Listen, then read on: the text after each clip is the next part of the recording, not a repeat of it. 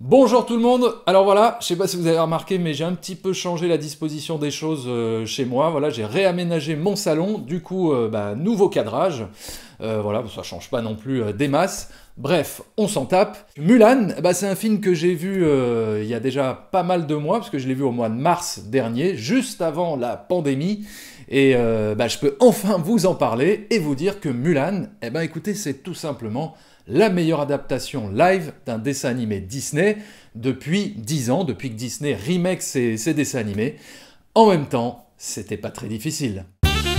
You talking to me? Well, who the hell else are you talking to? Talking to me? Well, I'm the only one here. Mais avant de vous parler de Mulan, j'ai d'abord deux mots à vous dire. NordVPN. Et oui, cette vidéo est sponsorisée par NordVPN. Alors, c'est parti. Alors NordVPN, c'est un service qui permet à la connexion internet de ton ordinateur ou ton téléphone portable d'avoir un accès réseau totalement privé et sécurisé. C'est super simple à utiliser et très performant pour se protéger des hackers ou des virus.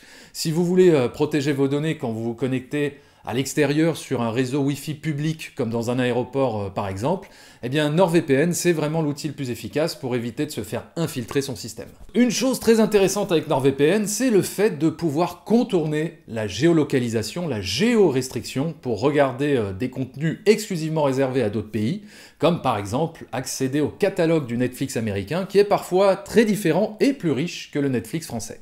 Et avec le code promo FINTALKER, vous aurez droit à 68% de réduction avec un mois supplémentaire gratuit. En bref, ça vous coûtera 3,30 € par mois. Vous pouvez aussi bénéficier de la garantie de remboursement des 30 jours et vous pouvez aller jusqu'à 6 appareils connectés en simultané avec un seul compte.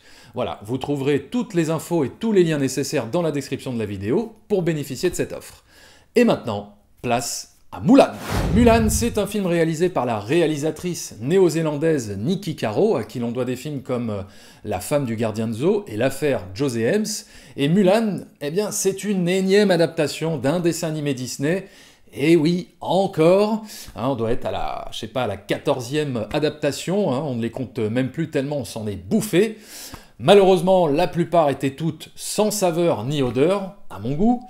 Mais je dois avouer bien franchement que dans le cas de Mulan, j'ai été un peu plus emballé que d'habitude, notamment grâce au trailer qui nous donnait l'impression d'un film plus mature et plus dramatique que ce qu'on avait l'habitude de voir chez Disney. Et comme dirait Obi-Wan Kenobi dans Le Retour du Jedi, Ton intuition a vu juste.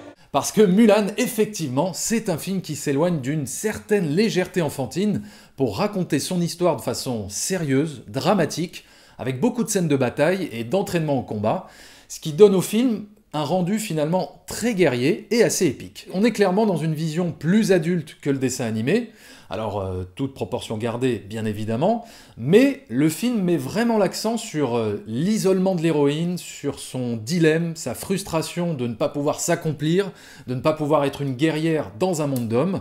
Voilà, le film se débarrasse aussi pas mal de l'humour envahissant qu'on a l'habitude de voir dans ce genre de production, pour ne pas perdre justement la dimension dramatique de son sujet, et franchement, ça fait du bien. Les émotions, du coup, n'en sont que plus renforcées, on vibre pour le personnage, on a envie de... Enfin, on rentre en empathie avec elle rapidement, on est avec elle, et on a vraiment envie de suivre son destin jusqu'au bout. Et pour info, Mulan, c'est pas le premier film, ou on va dire la première histoire à nous raconter le récit d'une femme qui se grime en homme pour pouvoir appartenir à un monde qui lui est interdit. Il y avait déjà eu un autre bon film sorti en 1983 sur le même thème, et qui s'appelle Yentl, avec Barbara Streisand, et que je vous recommande de regarder si vous aimez ce genre de thématique.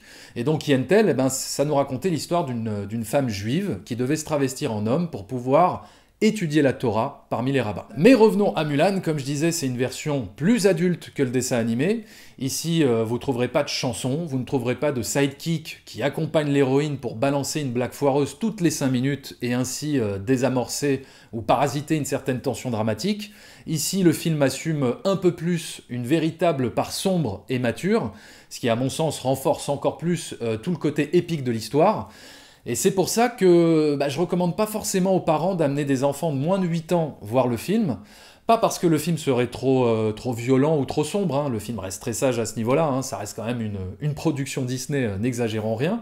mais simplement parce que je pense qu'il risque de se faire un peu chier. C'est pas aussi kids-friendly que les autres adaptations. Dans Mulan, on rigole pas beaucoup, on n'a pas forcément une aventure très amusante à suivre pour les enfants, parce que le film se focalise surtout sur le combat d'une femme à s'imposer dans un monde d'hommes à travers un film très guerrier.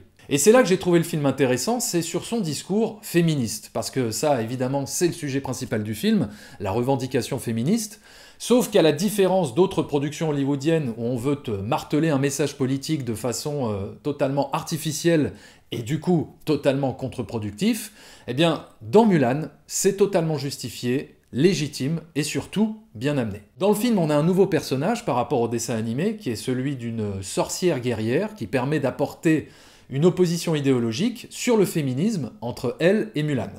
Alors, peut-être que je suranalyse le film, hein, je ne sais pas, mais en tout cas, moi, c'est comme ça que je l'ai vu. Hein, on a d'un côté Mulan, qui représente, on va dire, le féminisme universaliste, qui prend en considération les hommes, qui cherche à travailler main dans la main avec les hommes, d'égal à égal. Et d'un autre côté, on a l'antagoniste avec ce personnage de sorcière qui représente quelque part le néo-féminisme extrémiste qui veut se servir des hommes pour les remplacer et prendre l'ascendant. Une sorte de féminisme trotskiste. Voilà. On a donc ces deux visions idéologiques qui vont s'affronter et j'ai trouvé ça plutôt intelligent de montrer qu'il pouvait y avoir des nuances au sein d'une même idéologie. Alors d'un point de vue formel, la mise en scène est extrêmement bien soignée. Les images sont d'une beauté saisissante, peut-être même des fois trop belles. Ça paraît paradoxal de dire ça, mais en fait, le fait que les images soient comme ça, trop belles visuellement, eh ben, quelque part, on frôle le cliché ou l'image d'Épinal. Hein, voilà, parce qu'on va pas se mentir, hein, le film joue énormément sur les clichés du folklore asiatique. Hein, c'est pas toujours très subtil.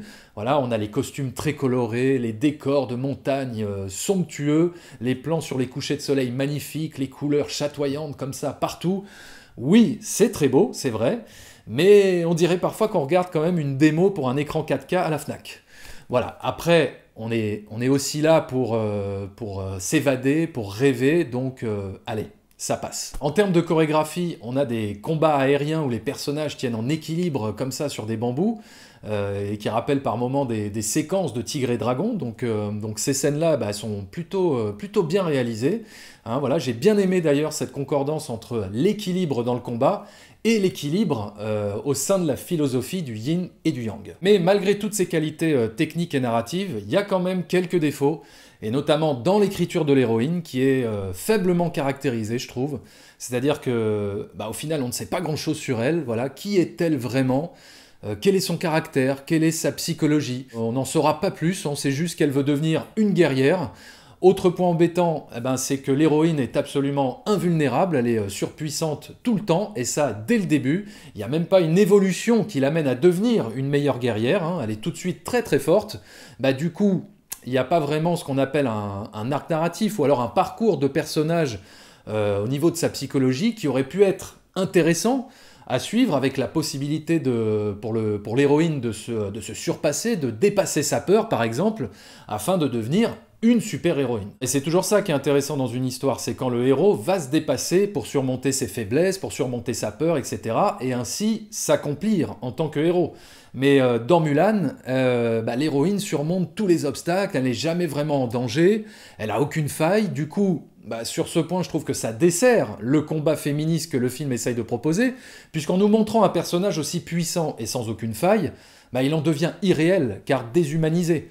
Du coup, eh ben, on a l'impression qu'une femme aussi forte ne peut pas exister ailleurs que dans un fantasme. Et c'est dommage. Voilà, même un personnage comme Superman, qui est le super-héros le plus surpuissant de l'univers, eh ben, ça reste un héros qui a des failles, qui est parfois mis en danger.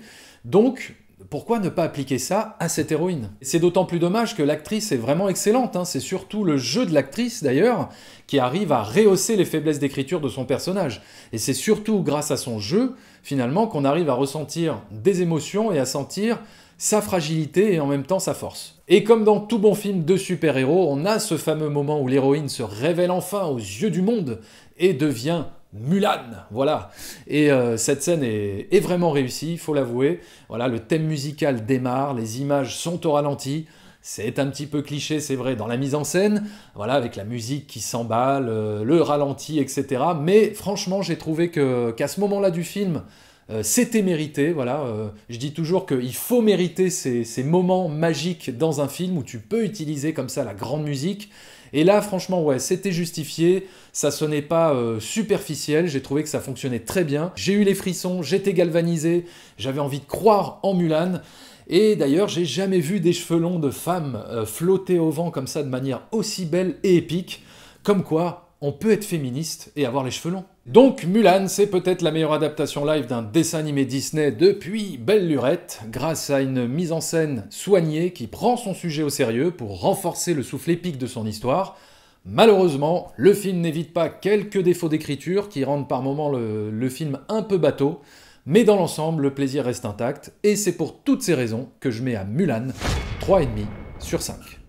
Voilà, n'hésitez pas à me dire ce que vous avez pensé de Mulan dans les commentaires. Est-ce que vous avez aimé, est-ce que vous avez détesté, est-ce que vous avez trouvé que c'était la meilleure adaptation live d'un dessin animé Disney?